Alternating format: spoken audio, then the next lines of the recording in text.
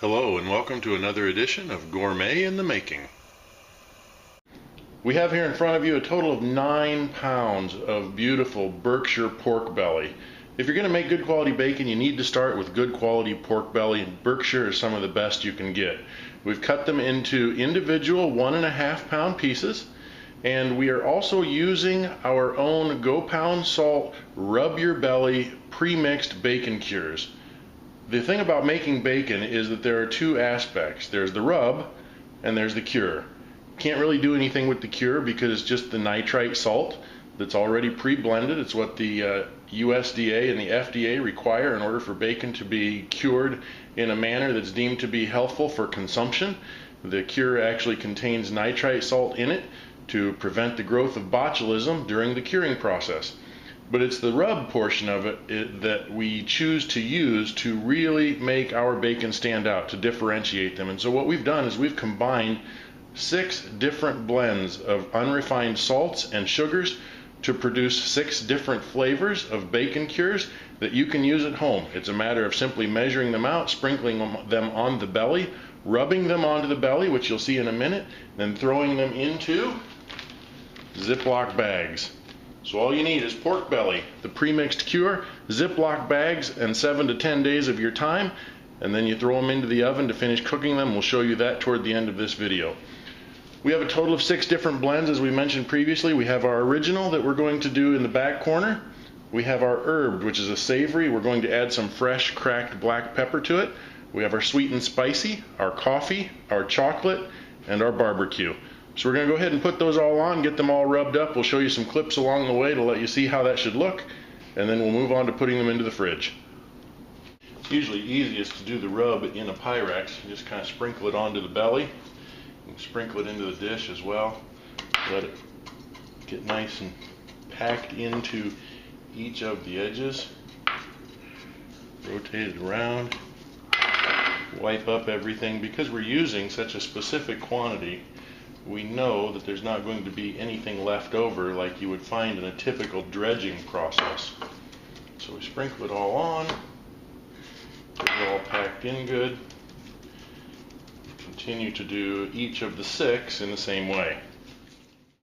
So there they are, all rubbed up, ready to go. You can see the blend, the cure blend, already starting to draw moisture to the surface. That's exactly what we want to happen. We're going to put these in their individual Ziploc bags, and then we're going to throw them into the refrigerator for 7 to 10 days. At the end of that time, we're going to show you exactly what they look like. In the meantime, you're going to want to turn these every day. So once a day, you're going to go out to the refrigerator, you're going to take the Ziploc bag, you're going to turn it over so that the pork belly rests on the opposite side. You're also going to want to make sure that all of the air has been bled out of each of the Ziploc bags so you have a nice, tight, almost vacuum type seal.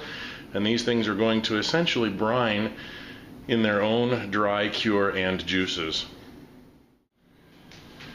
So our pork belly has spent a total of 10 days in the cure, flipping them every other day. You can see that some of them have a little bit more moisture, juice, the fluid that has come off of the belly than others. See, that one's very dry. Normally when you cure bacon, because you're using a cure that has so much sea salt in it or so much salt in it, you would typically rinse the belly. You'd pull it out of the package, rinse the belly, and then place it on the racks that we have here to dry so that the pellicle can form.